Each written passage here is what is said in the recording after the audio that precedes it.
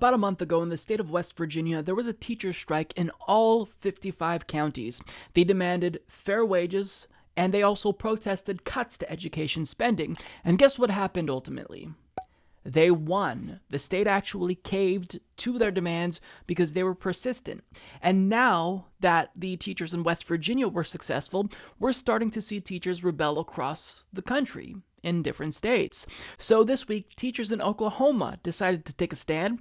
As NBC News reports, more than 1,000 Oklahoma teachers wearing red shirts and carrying signs swarmed the state capitol building on Tuesday to demand higher wages and more funding for education. And one of the teachers interviewed said that she would be on food stamps if it weren't for the second job that she has. Now, the fact that teachers are forced to take on second jobs in the first place it's absurd to me. It is. It's absurd. It shouldn't happen. But even though teachers are taking on second jobs, well, state governments are still trying to cut education even more. And when you cut education, you cut the wages of teachers, because if you don't give them cost of living raises at a minimum, well, then as inflation increases, they're getting a pay decrease. Now, it's not just Oklahoma, because teachers in the state of Kentucky actually had a bigger protest where 5,000 swarmed the state capitol.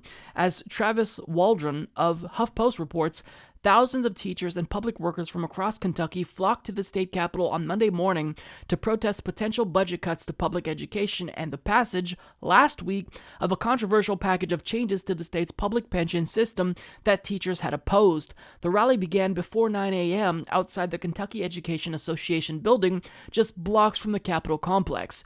Teachers, most of them clad in red as part of the grassroots Wear Red for Ed campaign, later marched to the state capitol itself, filling up rotunda outside legislative chambers and spilling out the front doors and down the steps. Enough is enough, they chanted, many of them carrying signs telling lawmakers to fully fund their pension and their schools, and threatening that if legislators failed to do so, the teachers would do everything in their power to remove them from office in elections this November. We feel demoralized, we feel assaulted, and we feel like we've been marginalized, said Chris Walder, a teacher at Anderson County High School in Lawrenceburg. We're angry.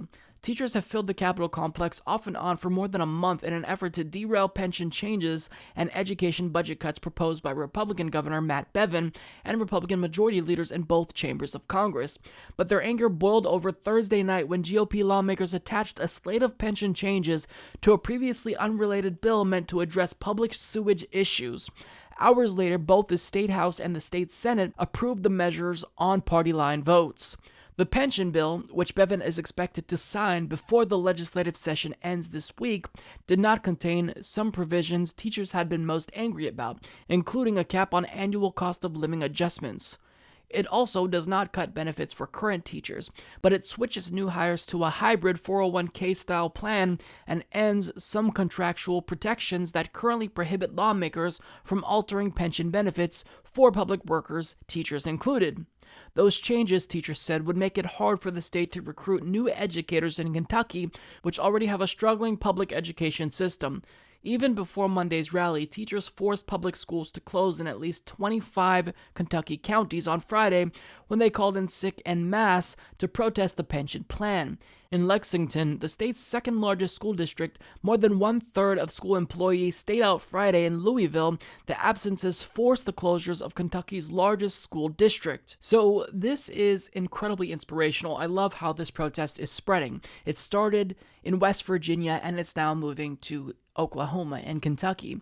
Now, going back to Kentucky, when you look at this tweet put out by KY Policy, you can see how cuts to education have been especially brutal recently. And in 2020, I mean, when you compare that to education spending in 2008 and 2009, which is already low, you can see just how much the government of the state of Kentucky is trying to cut spending on education, and it's unacceptable. I'm just tired of getting bullied, and we want to change, and we want our presence to be known. It's not just for me, and it's not just for these teachers you hear here, but it's for the kids of the future. It's for my grandkids. It's for the future of our state, and you need to make it right now. My kids are the future, and I can't have their education taken away from them like that. If there's no teachers, there's nobody to teach my kids. Big business is not going to care more about your kids than we do. And we are here fighting for our kids so that they can have the best education. The majority of the people are here because of the students. We do care about what's happened with our retirement and insurance and other aspects of how it personally affects us. But one of the biggest things is we need to be concerned about public education. Tell me the decision making behind this, what I think is the sign of the day.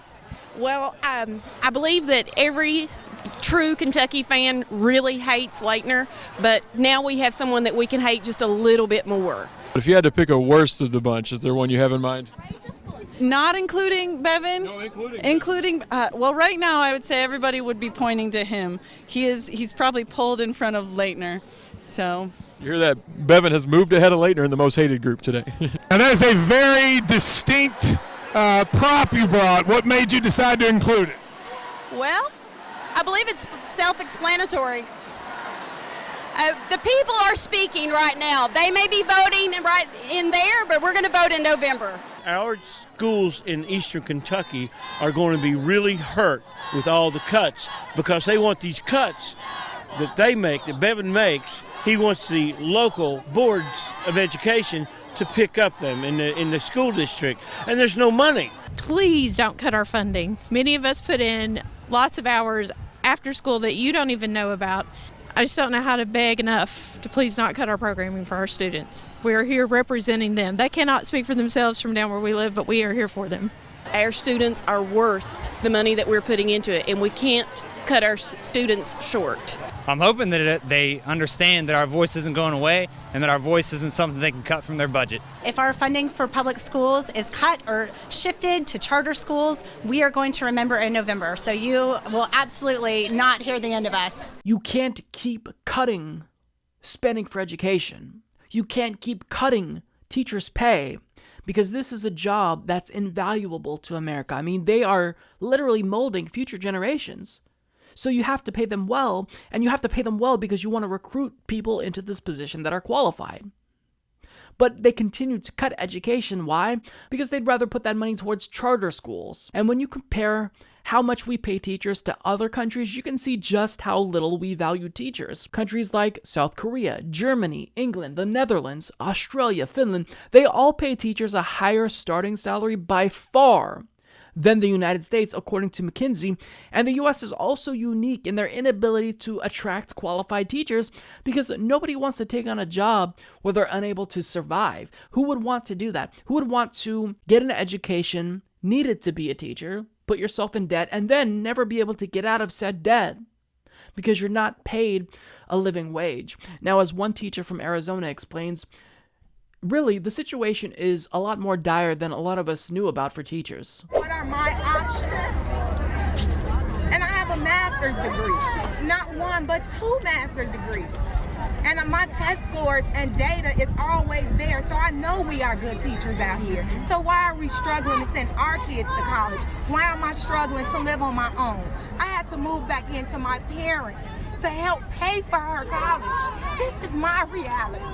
But here it is, we're giving millionaires tax cuts. Right. You gonna give them $27,000. That's not even half of my salary.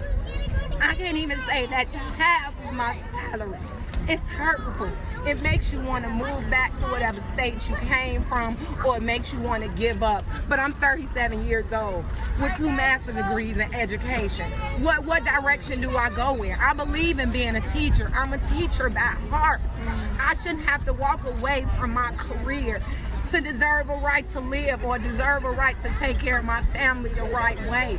It's just hurtful. It's very, very, very, very hurtful. Now that story right there is why teachers are rising up and they're demanding fair wages. How can you listen to that story and not be on their side and not think that what they're fighting for is just? Now, there are right-wingers who are saying these teachers are selfish, they're only thinking about themselves, and, they're not thinking about their students.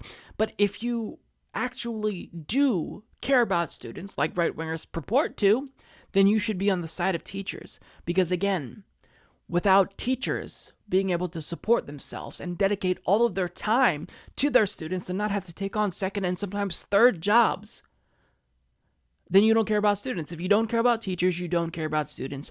So what they're doing is incredibly inspiring, and I really hope that people speak out for teachers. I hope that the mainstream media actually covers this. It seems as though we're seeing some coverage on MSNBC, but by and large, I don't think it's going to attract the type of attention that more sensationalist stories will attract. But I mean, this is so great. I'm really proud of these teachers for taking a stand. I mean, this has gone on long enough. You can only mistreat people and pay them horribly low wages for so long until they rebel, and that's what we're seeing. Actions have consequences, and lawmakers across the country are going to learn that really soon. Support this podcast by becoming a patron at patreon.com/Humanist Report.